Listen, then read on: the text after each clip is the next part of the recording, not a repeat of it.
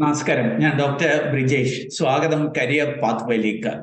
ഈ വീഡിയോയിൽ നമ്മൾ കാണുന്നത് ചില വിദേശ അവസരങ്ങളാണ്, പ്രത്യേകിച്ച് യൂറോപ്പിലേക്ക് ലഭ്യമായിരിക്കുന്ന ചില അവസരങ്ങൾ. നോക്കുക, നമ്മൾ മലയാളികൾ വിദേശത്ത് ജോലി ചെയ്യാൻ ഒത്തിരി ആഗ്രഹിക്കുന്നവരാണ്. നല്ലൊരു പങ്ക് ആൾക്കാരും മുൻപ് ഗൾഫിലെ അവസരങ്ങൾ തേടിപ്പോയിരുന്നു. എന്നാൽ ഗൾഫിൽ പൊതുവെ അവസരങ്ങൾ കുറയുമ്പോൾ ഇപ്പൊ മലയാളികളുടെ താല്പര്യം യൂറോപ്പിലെ അവസരങ്ങൾ തേടുക എന്നുള്ളത്. അപ്പൊ അങ്ങനെ യൂറോപ്പിലേക്ക് ഏതാണ്ട് 1000-ലധികം തൊഴിലവസരങ്ങൾ ലഭ്യമായിരിക്കുന്നത്. അതാണ് ഞാൻ ഈ വീഡിയോയിൽ സൂചിപ്പിക്കുന്നത്. നോക്കുക, വിവിധ ക്വാളിഫിക്കേഷൻ ഉള്ളവർക്ക് ഒരു 10ാം ക്ലാസ് മുതൽ ഡിഗ്രിക്കാർക്കും ഡിപ്ലോമക്കാർക്കും ഒക്കെ ലഭ്യമായിരിക്കുന്ന അവസരങ്ങൾ, വിവിധ മേഖലയിൽ ലഭ്യമായിരിക്കുന്ന അവസരങ്ങൾ. അപ്പൊ ഈ ഒരു റിക്രൂട്ട്മെന്റ് ഡീറ്റെയിൽസ് ആണ് ഈ വീഡിയോയിൽ ഞാൻ സൂചിപ്പിക്കുന്നത്. അപ്പൊ നമുക്ക് ആ ഡീറ്റെയിൽസിലേക്ക് പോകാം. അതിന് മുമ്പായിട്ട് ഈ ചാനൽ ഇതുവരെ സബ്സ്ക്രൈബ് ചെയ്തിട്ടുണ്ട്. താല്പര്യമുണ്ടെങ്കിൽ ഒന്ന് സബ്സ്ക്രൈബ് ചെയ്യുക. തൊഴിൽ അവസരങ്ങൾ മനസ്സിലാക്കുവാനായിട്ട് കഴിയും. കൂടുതൽ തൊഴിലവസരങ്ങൾ തേടുന്നവരാണെങ്കിൽ നമ്മുടെ വാട്സാപ്പ് ഉണ്ട്, ഇൻസ്റ്റാഗ്രാം ഉണ്ട്, അതിൻ്റെ ഒക്കെ ലിങ്ക് വീഡിയോ ഡിസ്ക്രിപ്ഷനിലുണ്ട്. അപ്പോൾ വീണ്ടും സ്വാഗതം കരിയർ പാത്വേയിലേക്ക്.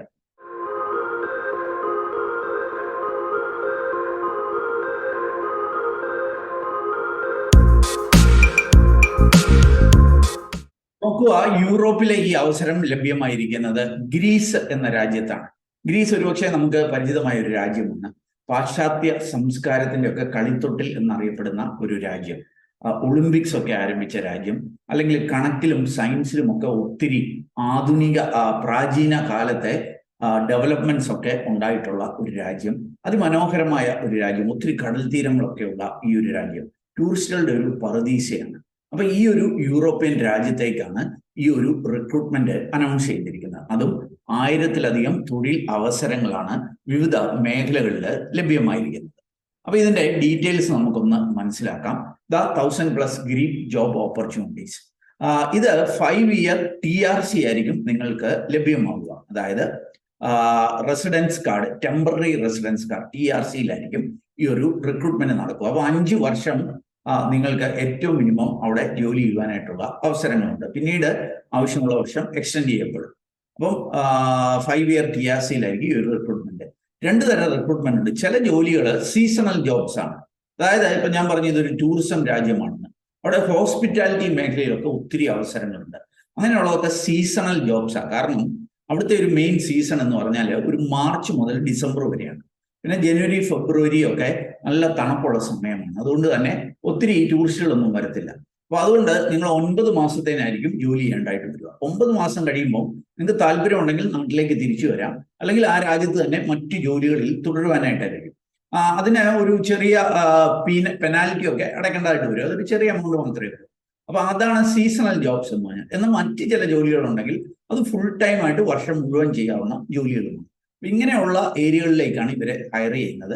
വ്യത്യസ്ത മേഖലകളിൽ ഹയറിങ് നടക്കുന്നുണ്ട്. അത് ഞാൻ അടുത്ത ഇതിൽ സൂചിപ്പിക്കാം, ഏതൊക്കെ മേഖലയിലാണ് അവസരങ്ങളുള്ളത്. നോക്കുക, ഇതിന് നിങ്ങൾ അപ്ലൈ ചെയ്താൽ ഉടൻ പോകാം എന്ന് നിങ്ങൾ ധരിക്കല്ലേ. കാരണം നമ്മൾ ഈ ഗൾഫ് പോലെ അല്ലെങ്കിൽ മറ്റ് ഏതെങ്കിലുമൊക്കെ റിക്രൂട്ട്മെന്റ് പോലെ വളരെ വേഗമൊന്നും വിദേശത്തേക്ക് പോകാൻ പറ്റത്തില്ല. ഇവർ സൂചിപ്പിക്കുന്നത് ഒരു 3-4 മാസം മുതൽ 12 മാസം വരെ ചിലപ്പോൾ പ്രോസസ്സ് നീണ്ടേക്കാം. അത് കാത്തിരിക്കാൻ റെഡി ആവുന്നവരെ മാത്രം അപേക്ഷിച്ചാൽ മതി എന്നാണ് ഇവര് സൂചിപ്പിക്കുന്നത്. ശമ്പളം ഇവിടെ സാലറി എന്ന് എഴുതിയിരിക്കുന്നത് 800 മുതൽ 1200 യൂറോ എന്നുള്ളതാണ്. ഈ 1000 യൂറോ എന്നൊക്കെ പറഞ്ഞാൽ ഏകദേശം ഒരു 1,10,10,000 രൂപയൊക്കെയാണ്. അപ്പം 800 മുതൽ 1200 രൂപയാണ് ബേസിക് ആയിട്ടുള്ള ശമ്പളം. ഇതുകൂടാതെ ഇത് 8 അവേഴ്സ് ഡ്യൂട്ടിക്ക് വേണ്ടിയിട്ടുള്ളതാണ്.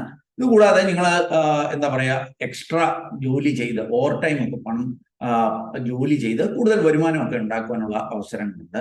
ഇത് മാത്രമല്ല, ഫുഡ്, അക്കോമഡേഷന്, അതുപോലെ ട്രാൻസ്പോർട്ടേഷൻ ഒക്കെ സൗജന്യമായിട്ട് ലഭ്യമാകും എന്ന് സൂചിപ്പിക്കുന്നുണ്ട്. അപ്പൊ ഇങ്ങനെ ഒരു അവസരമാണ് ലഭ്യമായിരിക്കുന്നത്. നമുക്ക് ഈ ഒരു അവസരം ഇത് ഞാൻ നടത്തുന്ന ഒരു റിക്രൂട്ട്മെന്റ് ഒന്നുമല്ല, ഒരു പ്രമുഖമായിട്ടുള്ള ഒരു കേരളത്തിലെ ഒരു കൺസൾട്ടൻസി, ഒരു HR consultancy, man power recruitment company announce ചെയ്തിരിക്കുന്ന ഒരു അവസരമാണ്. ഇവർക്ക് ഈ മാൻ പവർ റിക്രൂട്ട്മെന്റ് ലൈസൻസ് ഒക്കെ കേന്ദ്ര ഗവൺമെന്റിനുള്ള ഒരു സ്ഥാപനമാണ്. അവരുടെ റിക്രൂട്ട്മെന്റ് ലൈസൻസ് നമ്പറൊക്കെ ഞാൻ ഇവിടെ നൽകിയിട്ടുണ്ട്. അവരുടെ പേര് തൽക്കാലം സൂചിപ്പിക്കേണ്ടെന്നാണ് സൂചിപ്പിക്കുന്നത്. കാരണം എന്താണെന്ന് ചോദിച്ചാൽ ഒത്തിരി കോളുകൾ വരുമ്പോൾ അതൊക്കെ ഹാൻഡിൽ ചെയ്യാൻ ബുദ്ധിമുട്ടായിരിക്കും. അവർ സൂചിപ്പിക്കുന്നത് നിങ്ങൾ അപ്ലൈ ചെയ്യുക, അപ്ലൈ ചെയ്ത് നിങ്ങളുടെ റെസ്യൂമെ നോക്കിയിട്ട് ഷോർട്ട് ലിസ്റ്റഡ് ആവുകയാണെന്നുണ്ടെങ്കിൽ അവരെ നിങ്ങളെ കോണ്ടാക്ട് ചെയ്ത് കൂടുതൽ വിവരങ്ങൾ നൽകാം എന്നാണ് സൂചിപ്പിക്കുന്നത്. ഏതായാലും ഓർക്കുക, ഏതാണ്ട് 10-20 വർഷത്തിലധികം മാൻ പവർ റിക്രൂട്ട്മെന്റ് മേഖലയിൽ പ്രവർത്തിക്കുന്ന വിവിധ രാജ്യങ്ങളിലേക്ക് റിക്രൂട്ട്മെന്റ് നടത്തുന്ന നമ്മുടെ കൊച്ചി ആസ്ഥാനമായി പ്രവർത്തിക്കുന്ന ഒരു പ്രമുഖ റിക്രൂട്ട്മെന്റ് ഏജൻസിയാണ് ഈ ഒരു അവസരം എനിക്ക് ചൂണ്ടിക്കാട്ടി തന്നത്. അത് നിങ്ങളുമായിട്ട് ഷെയർ ചെയ്യുക എന്നുള്ളത് മാത്രമേ ഞാൻ ചെയ്യുന്നുള്ളൂ. എനിക്ക് ഇതുമായിട്ട് യാതൊരു ബന്ധവുമില്ല. എന്നെ കോൺടാക്ട് ചെയ്തിട്ട് ഇതിന്റെ കൂടുതൽ ഡീറ്റെയിൽസ് അറിയാനും പറ്റത്തില്ല. നിങ്ങൾ അപ്ലൈ ചെയ്യുക. ഈ കമ്പനി ആയിരിക്കും നിങ്ങളെ കൂടുതൽ ഡീറ്റെയിൽസ്, ബാക്കി പ്രോസസ്സുകൾ അറിയിക്കുക എന്നുള്ള കാര്യം അറിയുക. അപ്പോൾ അവരുടെ റിക്രൂട്ട്മെന്റ് ലൈസൻസ് നമ്പരൊക്കെ ഞാൻ ഇവിടെ നൽകിയിട്ടുണ്ട്. ഇനി നമുക്ക് ജോബ് ഓപ്പർച്യൂണിറ്റി എന്താണ് എന്ന് മനസ്സിലാക്കാം. ഒരു സെറ്റ് ഓഫ് ജോബ് ഓപ്പർച്യൂണിറ്റി നിങ്ങൾക്ക് കാണാനായിട്ട് പറ്റും. ഹോസ്പിറ്റാലിറ്റി ജോബുകളാണ്. ഹോസ്പിറ്റാലിറ്റി ജോബ് എന്ന് പറയുമ്പോൾ ഹോട്ടലുകൾ, റിസോർട്ടുകളൊക്കെയായി ബന്ധപ്പെട്ട ജോലികൾ. നമുക്കറിയാം, ഞാൻ ഓൾറെഡി സൂചിപ്പിച്ചു, ഗ്രീസ് ഒരു ടൂറിസം രാജ്യമായതുകൊണ്ട് തന്നെ ആ മേഖലയിൽ ഒത്തിരി അവസരങ്ങളുണ്ട്. അപ്പം ഈ ജോലികൾ സീസണൽ ജോബ്സ് ആണ്. അതാണ് ഞാൻ നേരത്തെ സൂചിപ്പിച്ച 9 മാസത്തേനായിരിക്കും ജോലി. പിന്നെ ഒരു 3 മാസം നിങ്ങൾക്ക് ഈ ഹോസ്പിറ്റാലിറ്റി ജോലിയല്ല മറ്റു ജോലികൾ ചെയ്യുവാനായിട്ട് കഴിയും. പക്ഷേ ഈ ജോലികൾ 9 മാസമായിരിക്കും. പിന്നെ വീണ്ടും അടുത്ത മാർച്ച്, ഏപ്രിൽ മുതൽ വീണ്ടും ഈ ജോലികൾ ആരംഭിക്കും. അങ്ങനെയായിരിക്കും. 5 years TRC-ലാണ് ഈ ജോലികളെല്ലാം. മിക്കവാറും ഈ ഹോസ്പിറ്റാലിറ്റിയിലെ എല്ലാ ജോബ്സും മെയിൽ ഫീമെയിൽ കാൻഡിഡേറ്റ്സിന് പറ്റുന്നതാണ്.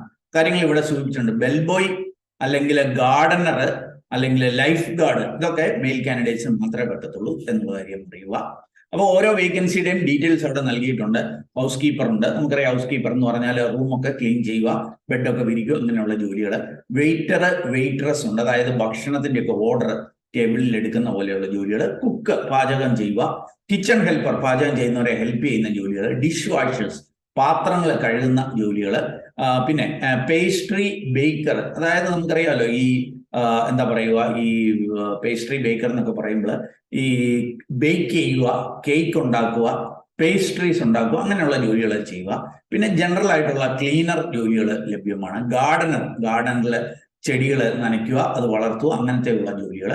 ബെൽബോയ് ആയിട്ട് ജോലി ചെയ്യാം. ബെൽബോയ് എന്ന് പറഞ്ഞാൽ ഒരു ഗസ്റ്റ് ഒക്കെ വന്നു കഴിഞ്ഞാൽ അവരുടെ പെട്ടിയൊക്കെ എടുത്ത് റൂമിലേക്കൊക്കെ വെക്കുക, അങ്ങനെയുള്ള ജോലികളാണ് ബെൽബോയ്സിന്റെ ഒക്കെ. ടിപ്പും ഒക്കെ കുറെ കിട്ടുന്ന ജോലികളാണ് അതൊക്കെ. പിന്നെ ലൈഫ് ഗാർഡായിട്ട് നമുക്കറിയാം, ഈ സ്വിമ്മിങ്ങിനൊക്കെ പോകുന്നവരെയൊക്കെ സഹായിക്കുന്ന ജോലികൾ.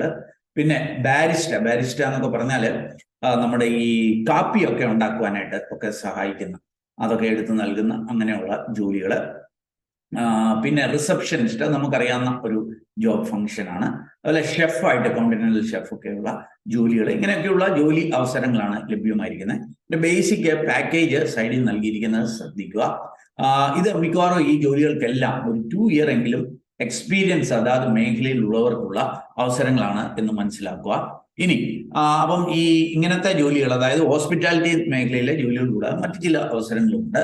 ആദ്യം കൊടുത്തിരിക്കുന്ന 3 ഹോസ്പിറ്റാലിറ്റി ആയിട്ട് റിലേറ്റഡ് ആയിട്ടാണ്. എന്നാൽ ഒരല്പം കൂടി ഉയർന്ന ജോലിയാണ്. എക്സിക്യൂട്ടീവ് ഷെഫായിട്ട് ജോലി ചെയ്യുക, അല്ലെ ഹൗസ് കീപ്പർ ഹെഡായിട്ട് ജോലി ചെയ്യുക, റിസപ്ഷനിസ്റ്റായിട്ടൊക്കെ ജോലി ചെയ്യുക. അപ്പൊ അങ്ങനെയുള്ള അവസരങ്ങളുണ്ട്.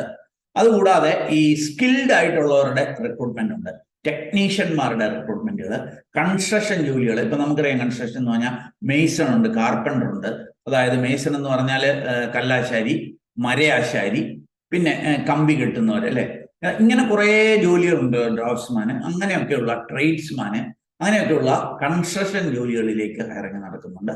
പിന്നെ പൊതുവെ ജനറൽ വർക്കേഴ്സ്, അതായത് ബാക്കി സഹായങ്ങളൊക്കെ ചെയ്യുന്ന ഹെൽപ്പേഴ്സ്, അങ്ങനെയുള്ള ജോലികൾ, കയ്യാളെന്നൊക്കെ നമ്മൾ വിളിക്കുന്ന അങ്ങനെയുള്ള ജോലികൾ.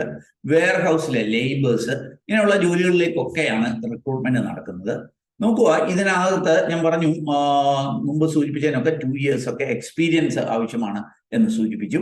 ഇതിനകത്ത് ഈ ഹയർ പോസ്റ്റുകളിലേക്കൊക്കെ എക്സിക്യൂട്ടീവ് ഷെഫ്, അല്ലെങ്കിൽ ഹെഡ് ഹൗസ് കീപ്പർ, റിസപ്ഷനിസ്റ്റ്, ഇതിനൊക്കെ ഒരു ഡിഗ്രിയോ ഡിപ്ലോമയോ ഒക്കെ ആവശ്യമായിട്ട് വരും. ഡിഗ്രി എന്ന് പറയുമ്പോൾ, അല്ലെ ഡിപ്ലോമ എന്ന് പറയുമ്പോൾ, ഹോട്ടൽ മാനേജ്മെന്റ് മേഖലയിലെ ഡിഗ്രിക്കൊക്കെ ആയിരിക്കും ഏറ്റവും കൂടുതൽ പ്രിഫറൻസ് നൽകുക. അല്ലെ കേറ്ററിംഗ് ടെക്നോളജി, അങ്ങനെയൊക്കെയുള്ള മേഖലയിലെ എന്തെങ്കിലും ഡിഗ്രിയോ ഡിപ്ലോമയോ ഒക്കെ കഴിഞ്ഞവർക്കായിരിക്കും ഏറ്റവും കൂടുതൽ പ്രിഫറൻസ് നൽകുക എന്നാണ് ഇവരെ സൂചിപ്പിക്കുന്നത്. അത് കഴിഞ്ഞിട്ട് നമ്മൾ ഈ ടെക്നീഷ്യൻ ഒക്കെ ആണെങ്കിൽ, അല്ലെങ്കിൽ ട്രേഡ്സ്മാൻ, ഇങ്ങനെയൊക്കെയുള്ളവർക്ക് ITIയോ ഡിപ്ലോമയോ ഒക്കെ കഴിഞ്ഞവർക്ക് പ്രിഫറൻസ് നൽകുമെന്ന് സൂചിപ്പിക്കുന്നുണ്ട്. എന്നാൽ ജനറൽ വർക്കേഴ്സ്, ഹെൽപ്പേഴ്സ്, ഇങ്ങനെയുള്ള കാറ്റഗറിയിലൊന്നും പ്രത്യേകിച്ച് ക്വാളിഫിക്കേഷൻ, ഒരു 10ാം ക്ലാസ് ഒക്കെ കഴിഞ്ഞവർക്കുവാണെങ്കിലും അപ്ലൈ ചെയ്യുവാനായിട്ട് കഴിയും. നോക്കുക, മിക്കവാറും എല്ലാ തസ്തിയിലും ഒരു 2 വർഷമെങ്കിലും എക്സ്പീരിയൻസ് ഉള്ളവരെയായിരിക്കും ഇവർ പ്രിഫർ ചെയ്യുക എന്ന് സൂചിപ്പിക്കുന്നുണ്ട്.